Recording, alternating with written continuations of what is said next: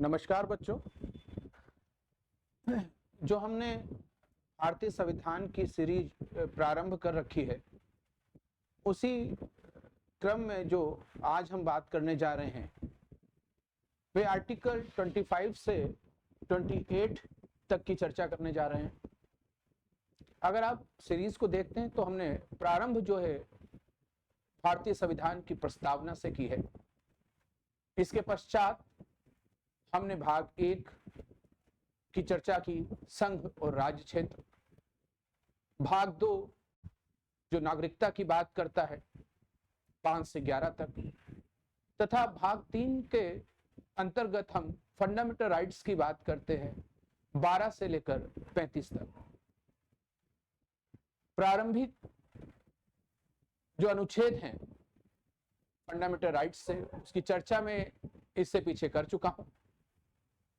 आज जो हम बात करने जा रहे हैं वे धार्मिक स्वतंत्रता का अधिकार आर्टिकल 25 टू 28 के तहत बात करेंगे। सबसे पहले हम देखेंगे कि आर्टिकल 25 क्या कहता है। बड़ा स्पष्ट है कि आर्टिकल 25 जो बात करता है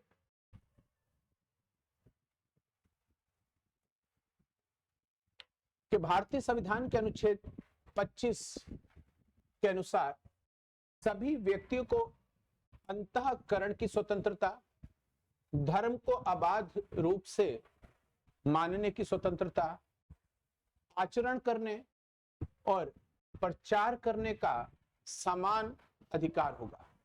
बड़ा स्पष्ट है कि आर्टिकल 25 जो है वो रिलीजियस जो स्वतंत्रता है उसकी बात करता है, राइट की बात करता है। हम नागरिकों को, वो भारतीय हो या गैर भारतीय हो, दोनों के संदर्भ में 25 से अधिकार देता है कि हम किसी भी धर्म को मानने के लिए स्वतंत्र हैं। कोई बाउंडेशन नहीं है कि मैं हिंदू हूं और हिंदू धर्म का ही जीवन भर पालन करूं। यदि मेरी इच्छा होती इस्लाम को कबूल करने की, तो भारतीय संविधान ये अधिकार देता है, ये छूट देता है कि मैं इस्लाम को कबूल कर सकता हूं। मैंने प्रत्येक आर्टिकल के साथ किंतु परंतु की जरूर चर्चा की है। हाँ, ये सत्य है कि किसी के द्वारा उसके दबाव में, उसके प्रेशर में या किसी लालच में इस प्रकार का कन्वर्ट होता है, धर्मांतरण होता है, धर्म से हम दूसरे धर्म में जाते हैं, तो वह अपराध की श्रेणी में आएगा। यदि कोई व्यक्ति लालच देता, उस लालच में हम धर्म का परिवर्तन करते हैं या किसी दबाव में हम धर्म का परिवर्तन करते हैं, तो ये अपराध की श्रेणी में आएगा। परंतु यदि मेरी स्वयं की इच्छा है तो मैं किसी भी धर्म का पालन कर सकता हूं, उसका आचरण कर सकता हूं, मैं उसका प्रचार और प्रसार भी कर सकता हूं। मुझे मेरा धर्म महान लगता है, हिंदू को अपना धर्म महान लगता है, मुस्लिम भाइयों को अपना धर्म महान लगता है। अच्छी बात है, आप अपने धर्म के बारे में जो बेहतर है उसको बताएं, जो अच्छा है उसको बताएं। हम अपने धर्म के बारे में जो अच्छा है बताएं। मतलब प्रत्येक व्यक्ति अपने धर्म का प्रचार प्रसार कर सकता है, ये उसकी स्वतंत्रता है।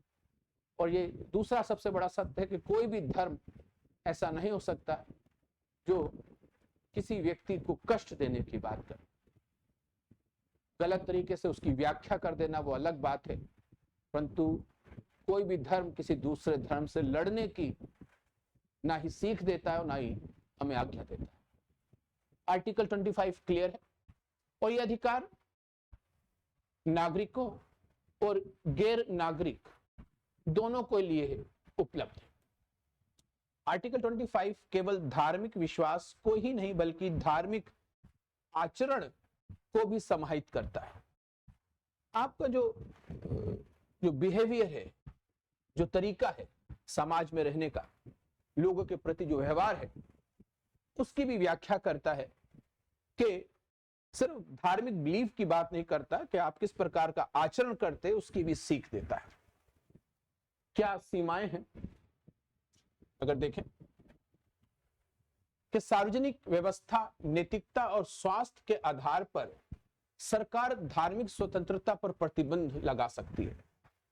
बड़ी महत्वपूर्ण बात है यहां पर कि लोक व्यवस्था, सदाचार, स्वास्थ्य, कुछ ऐसे आधार आर्टिकल 15(2) बड़ा स्पष्ट करता है, जो किंतु परंतु की बात करता है। क्या मैं धर्म को मानने की, उसको आचरण की करने की तो स्वतंत्रता है, धार्मिक क्रियाकलापों की तो स्वतंत्रता है, परंतु धार्मिक क्रियाकलापों पर 15(2) प्रतिबंध भी लगाता है। अब इस तरह से आप कोई धार्मिक क्रियाकलाप करते हैं कि सामाजिक व्यवस्था जो है उसको नुकसान पहुंचता है। कोई इस प्रकार का जुलूस निकालते हैं जिससे कि आम जनता को हानि होती, तो उस जुलूस पे प्रतिबंध प्रशासन लगा सकता है। आप लाउड स्पीकर लगाकर अगर अपने धर्म का व्याख्यान कर रहे हैं, बुजुर्गों को, बच्चों को, बुजुर्गों को स्वास्थ्य को लेके, बच्चों को एग्जाम को लेके अगर दिक्कत होती है तो प्रशासन उस पर प्रतिबंध लगा सकता है। मैंने कहा कि फंडामेंटल राइट्स आत्यांतिक नहीं, एब्सोल्यूट नहीं है, उस पर भी प्रतिबंध है। लोक व्यवस्था को देखते हुए, नैतिकता को देखते हुए, मोरलिटी को देखते हुए, स्वास्थ्य को देखते हुए, तो इस तरह का किसी प्रकार की बात होती है, आप बहुत ही ढोल और बाजों के साथ पूरी रात कोई धार्मिक क्रियाकलाप करना चाह रहे हैं और इससे तमाम लोगों को कष्ट हो रहा है, तो प्रशासन द्वारा उसको प्रतिबंधित किया जाएगा। इसलिए आज्ञा लेना भी जरूरी होता है। डीएम की आज्ञा के बाद इस प्रकार के जुलूसों को मान्यता भी मिलती है। ये 15(2) कहता है कि प्रतिबंध लगाए जा सकते हैं। कुछ सामाजिक बुराइयों को दूर करने के लिए सरकार धार्मिक मामलों में हस्तक्षेप कर सकती है। हाँ, हमें धार्मिक स्वतंत्रता तो है, परंतु स्वतंत्रता भी हमारी वहीं तक होती है, यहां तक हमारी नाक, अर्थात उस स्वतंत्रता पर भी प्रतिबंध लगाया जा सकता है। एब्सोल्यूट स्वतंत्रता नहीं है कि पूरी तरह से धार्मिक रूप से स्वतंत्र है। सामाजिक बुराइयों को दूर करने के लिए, जैसे भी हाल में आपने सुना होगा कि बहुत से मंदिरों में, मस्जिदों में लाउड स्पीकर को हटा दिया गया। हाँ, ये प्रतिबंध लगाया जा सकता था। उदाहरण के तौर पर सरकार ने सती प्रथा, अगर आप कहें कि स्वतंत्रता है धर्म का आचरण करने की, धर्म को मानने की, तो एक समय था कि सती प्रथा को जायज माना जाता था, परंतु सरकार ने क्या किया, उस पर प्रतिबंध लगाया। एक से अधिक विवाह, मोनोगेमी या मानव बलि, ह्यूमन सैक्रिफाइस जैसी कुप्रथाओं पर प्रतिबंध के लिए अनेक कदम उठाए हैं। ऐसे प्रतिबंधों को धार्मिक स्वतंत्रता के अधिकार में हस्तक्षेप नहीं माना जा सकता। ये आर्टिकल 25 का उल्लंघन जैसा कुछ नहीं है, ये उसका एक क्लॉज है। अब आगे जो हम बात करेंगे वो आर्टिकल 26 की बात करेंगे। यहाँ पर हमें आर्टिकल 25 व्यक्ति को, इंडिविजुअल व्यक्ति को स्वतंत्रता देता है, वहीं पे 26 जो है वो संगठन, एक ऑर्गेनाइजेशन को स्वतंत्रता देता है। जैसे हम बात करें कि गुरुद्वारा प्रबंधक कमेटी का बनना, शिया वक्फ बोर्ड का बनना, ये ऑर्गेनाइजेशन है। रामकिशन मिशन का बनना, ये एक ऑर्गेनाइजेशन है। इस तरह के संगठनों को जो धार्मिक स्वतंत्रता दे रखी है, उसका उल्लेख जो है वो आर्टिकल 26 करता है कि धार्मिक कार्यों के प्रबंधन की स्वतंत्रता जो दिया गया है एक किसी धार्मिक संगठन को, उसकी बात यहां पर कर रहा है। प्रत्येक धार्मिक संप्रदाय या उसके किसी अनुभाग को निम्नलिखित अधिकार प्राप्त है, जिसको मैंने आपको समझाने की भाषा में एक संगठन कह दिया। जैसे गुरुद्वारा प्रबंधक कमेटी के जो अपने अधिकार हैं, रामकिशन मिशन के जो अपने अधिकार हैं, यहां पर उनकी बात हो रही है कि वे धार्मिक कार्यों का प्रबंधन कर सकते हैं। धार्मिक और मूर्त प्रयोजनों के लिए संस्थाओं की स्थापना, देखिए धार्मिक संस्थाओं की स्थापना, रामकिशन मिशन एक संस्था है, उसकी स्थापना किस आर्टिकल में, आर्टिकल 26 में। इसी प्रकार से सुन्नी वक्फ बोर्ड की स्थापना किस आर्टिकल के तहत, आर्टिकल 26। और रख रखाव का अधिकार देता है, राइट। अपने धर्म विषयक कार्यों का प्रबंधन करने का अधिकार। इसके अतिरिक्त चल और अचल संपत्ति के अर्जन, जो आप गुरुद्वारा बनाते हैं, मस्जिद बनाते हैं, वो एक संपत्ति होती है जो उस ट्रस्ट की होती है, उस संगठन की, उस संस्था की होती है, तो वो एक अपनी चल अचल संपत्ति को रख सकता है, तथा स्वामित्व का अधिकार, ऐसी संपत्ति का कानून के अनुसार प्रशासन करने का अधिकार। यह आर्टिकल 26 इसकी बात करता है। आगे हम बात करते हैं आर्टिकल 27 की, बहुत ही महत्वपूर्ण आर्टिकल है। आर्टिकल 27 स्पष्ट करता है कि इस भारत जैसे जो लोकतांत्रिक देश में सभी धर्मों को एक ही भाव से देखा जाता है। हम धर्म निरपेक्षता की बात करते हैं और हमारे फंडामेंटल राइट्स में 25 से 28 तक जो हमें स्पष्ट रूप से दिखाई देता है। जैसे आर्टिकल 27 जो बात करता है वो कहता है कि आप किसी भी व्यक्ति पर राज्य जो है कोई धार्मिक कर नहीं लगाएगा, जैसे जजिया जैसा कुछ नहीं होगा, किसी भी रूप में कोई धार्मिक कर नहीं लगाया जाएगा। और इसके साथ साथ ये भी याद रखेंगे, जो टैक्स इकट्ठा किया गया है जनता के द्वारा, वह किसी एक विशेष धार्मिक समुदाय की बेहतरी के लिए खर्च नहीं किया जाएगा। अगर जो टैक्स आया है अगर उसे खर्च भी करना है तो सभी धर्मों के उत्थान के लिए समरूप से उसको खर्च किया जाएगा, एक विशेष धर्म के लिए नहीं किया जाएगा। स्पष्ट है। यहां पर आगे देख लेते हैं कि धर्म की अभिवृत्ति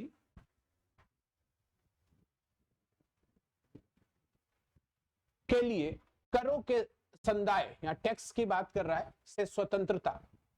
अनुच्छेद 27 में उल्लेखित है कि किसी व्यक्ति को किसी विशिष्ट धर्म, क्लियर है, विशिष्ट धर्म या धार्मिक संप्रदाय की अभिवृद्धि या उसके रख रखाव में व्यय करने के लिए कोई कर देने हेतु बाध्य नहीं किया जाएगा। किसी को भी, वो किसी भी कम्युनिटी से है, कोई टैक्स नहीं लगाया जाएगा, धर्म के आधार पे कोई धार्मिक कर नहीं लगाया जाएगा। ये बात आर्टिकल 27 कहता है। इसमें कहा गया है कि राज्य कर के रूप में एकत्रित धन को किसी विशिष्ट धर्म के उत्थान एवं रख रखाव के लिए व्यय नहीं कर सकता।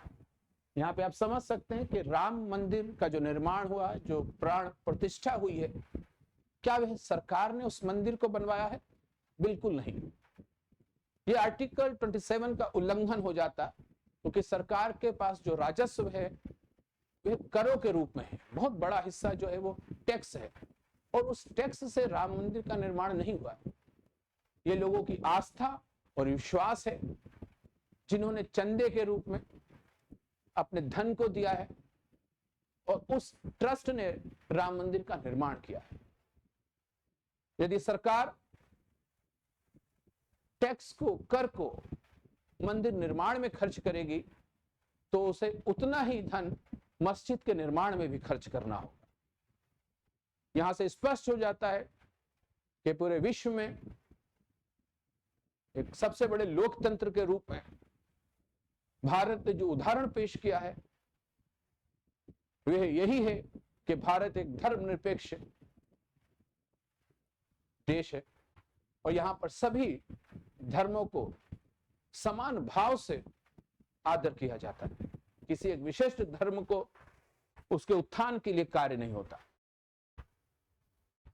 यह व्यवस्था राज्य को किसी धर्म का दूसरे के मुकाबले पक्ष लेने से रोकता है। बिल्कुल सही है।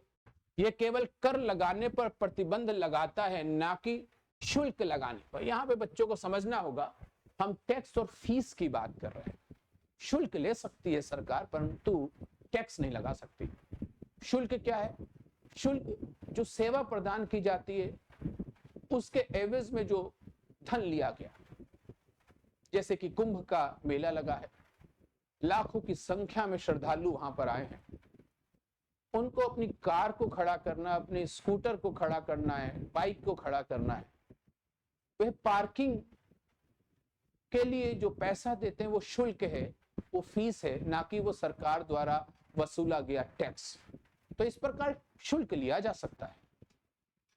क्लियर है? शुल्क और टैक्स में क्या अंतर है बच्चों? शुल्क लगाने का उद्देश्य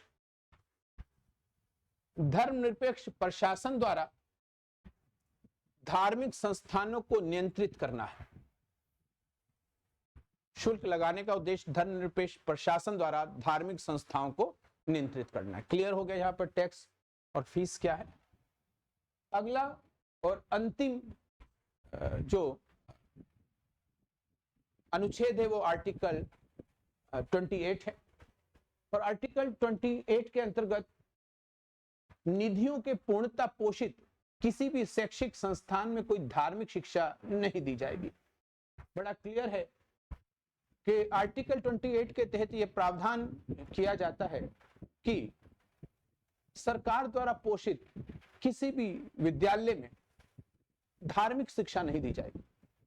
ये बात अलग है कि कोई ट्रस्ट है जो धर्म से संबंधित है, वहां पर शिक्षा दी जा सकती है, परंतु जब राज्य सरकार द्वारा या केंद्र सरकार द्वारा पूर्णतः पोषित कोई संस्था है, वहां धार्मिक शिक्षा नहीं दी जाएगी। ये बात आर्टिकल 28 करता है। हालांकि ये प्रावधान उन शैक्षिक संस्थानों में लागू नहीं होता है जिनका प्रशासन तो राज्य कर रहा हो, लेकिन उसकी स्थापना किसी विन्यास ट्रस्ट के अधीन हुई हो। यहाँ पे क्लियर हो गया, अगर ट्रस्ट द्वारा संचालित हो वहां पर यह प्रतिबंध लागू नहीं होता है। राज्य से मान्यता प्राप्त या राज्य के राजस्व जो निधि है उससे सहायता पाने के लिए शिक्षा संस्थान में उपस्थित होने वाले किसी भी व्यक्ति को ऐसी संस्था में दी जाने वाली धार्मिक शिक्षा या उपासना में भाग लेने के लिए उसकी अपनी सहमति के बिना बाध्य नहीं किया जाएगा। ये भी बड़ा क्लियर सा है। अगर ऐसी कोई संस्था यहाँ पर धार्मिक शिक्षा दी जा रही है तो वहां पर जो लोग हैं उनको जबरदस्ती बाध्य नहीं किया जा सकता। जैसे कि जनगण मन हो रहा है और किसी विशेष समुदाय द्वारा ये कहा जा रहा है कि हम जनगण मन में नहीं खड़े होंगे, तो ये उसकी अपनी स्वतंत्रता है, उसे बाध्य नहीं किया जाएगा। और अगर वो नाबालिग है तो उसके संरक्षक की सहमति आवश्यक है। इस प्रकार यहाँ पर स्पष्ट हो जाता है कि आर्टिकल 25 से लेकर 28 तक जो है वह बात धार्मिक स्वतंत्रता के संदर्भ में की जा रही है। हमने आज आर्टिकल 25 से 28 तक की बात की है। नेक्स्ट जो हम बात करेंगे 29 और 30 की बात करेंगे, और इसके साथ ही साथ 32 की चर्चा करते हुए 35 तक पहुंचेंगे और मौलिक अधिकारों से संबंधित जितना भी बात करनी थी वो हो जाएगी। फिलहाल चलते चलते 2 लाइनें कि शस्त्र केवल शरीर को घायल कर सकता है, किंतु शब्द आत्मा को भी घायल कर देते हैं। कोशिश करें, अच्छा बोलें, अच्छा सुने और अच्छा व्यवहार करें। महत्वपूर्ण ये 2 शब्द हैं। अगर जीवन में कोई भी स्टूडेंट, कोई भी बच्चा, व्यक्ति इसको उतार लेता है तो जीवन उसका सफल हो जाता है। हकीकत है कि शस्त्र केवल शरीर को घायल करते हैं। कहते हैं कि जबान से निकली हुई वाणी और तीर, कमान से हुआ तीर कभी वापस नहीं आता। तो शस्त्र से जो वार होता है वो शरीर के किसी एक भाग पर होता है जिसको धीरे धीरे भरा जा सकता है, परंतु कड़वी वाणी या कड़वे वचन सीधे हृदय को आहत करते हैं। इसलिए अच्छा बोले और अच्छा सुने। अच्छा बोले और अच्छा सुने तो साइंस का बिल्कुल सिंपल सा गति का तीसरा नियम है। अगर हम कुएं में आवाज देते हैं तो दुगनी आवाज जो है वो कुएं से वापस आती है। आप जैसा बोएंगे वैसा काटेंगे।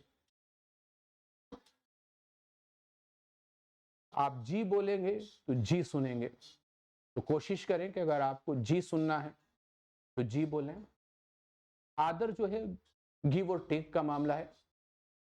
यह बहुत ही महत्वपूर्ण बात है जो अगर व्यक्तित्व में समाहित हो जाए तो जीवन में एक ऐसा निखार आता है जो एक हीरे की चमक पैदा करता है। इसके साथ ही आज का सेशन हम यहीं समाप्त करते हैं। नमस्कार और फिर जल्दी ही पुनः मिलेंगे।